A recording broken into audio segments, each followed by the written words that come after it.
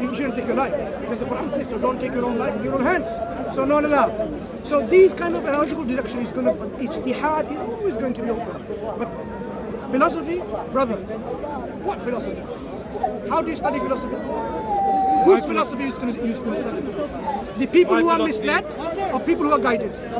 My philosophy is, I follow the one of Shahabuddin Suhrawardi, who was a 12th century... Oh, Muslim philosophers? Yes. I beg your pardon. I thought you were saying philosophy in general, where you study the intellectual giants of the Greeks and other countries where, like, Aristotle, Plato, Socrates, and the modern and so on. If you go there, you will certainly be misguided.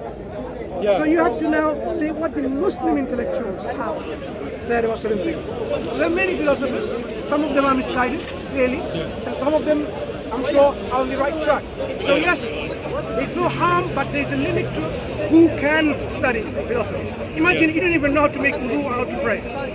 And then you're saying, I studied, Fakhruddin al-Razi's, his philosophical ideas in his tafsir al-Kabir. Is that going to be accepted? It's not. Because a Muslim requires something al-ma'lum min ad-din bid-darura. He needs to learn, or she needs to learn what is essential to learn first. Yeah. And then you have the brother, come on. And then you have the luxury opportunity to go and study a particular field you like. I completely agree. Yeah. But I'm saying that the world in which we live is very different to at the time of the Prophet. So yes, the Prophet was warning us against taking too much water during wudu. Because that is a metaphor, that is a lesson.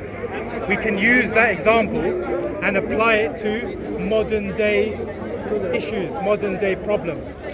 For example, we're cutting down trees for no good reason. We are polluting, we are taking fuels out of the earth without good reason. And the problem with that is, we as Muslims, we have an opportunity now to take a leading role in... It's fine. Okay. Does anyone disagree with that? I'm not talking about that. I'm just talking when you said you want to unite other things. Now the thing is, you want to talk about the creation. What about the creator? Yeah. When I say we unite various things. About all this stuff that you're talking about is creation. It's applying the lessons of Muhammad to our modern... You're talking about creation. I'm talking about the creator. Understand? Okay. If you want to unite about creation, you need to talk about the creator. How are we going to unite with the creator? What we do? Eyes of the creator, how are we going to unite? We have to reject idolatry. And we have to have one purpose, which is...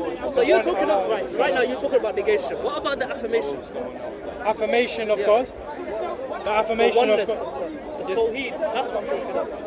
Tawheed? Yeah. We have to accept that there is one creator, and we have to accept... I'm going to be honest with you, because I had to explain to you about Tawheed. You didn't even know about it.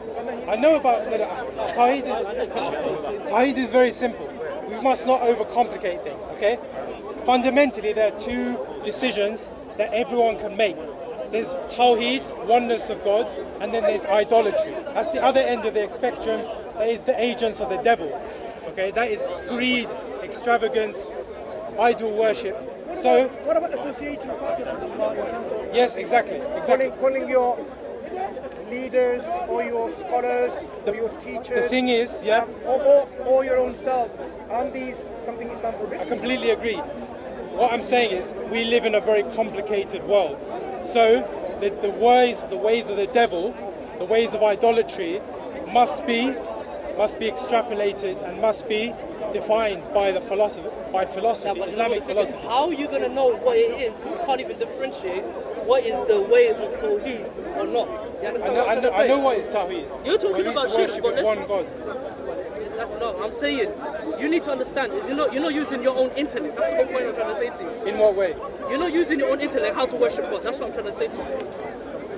The first thing, the most important thing, what teaching are you following? Is the rejection of idolatry. But I'm talking about. I'm confused. This is what I'm confused. Okay. Do you follow the Sunnah of the Prophet? Yeah, I follow the Sunnah of the Prophet. So you pray like he prayed. You fast like he fasted. Yes. The only twist. What's the difference here between?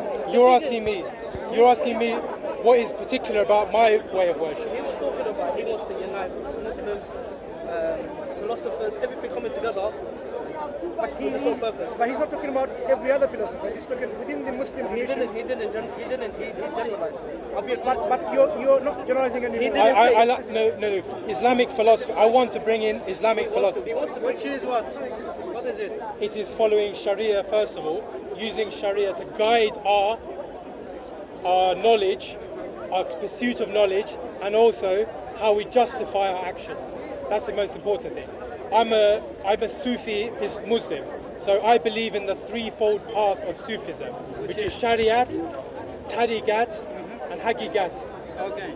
Shariat is the most important one. Tariqat means the practical application of faith. So it means What is your tariqah?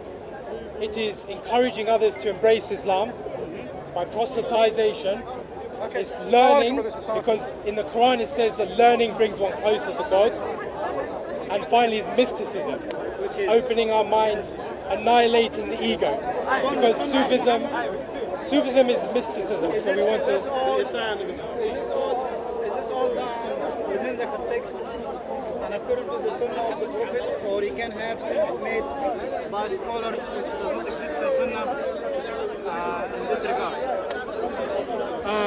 No, I believe in a firmly Islamic sort of philosophy because it's based upon Sharia. It has to be founded upon the laws. Of the Prophet? Yeah, and also... So your source for teachings is the Sunnah of the Prophet. If any teaching you have contradict the Sunnah, you will keep it or you reject it? Reject.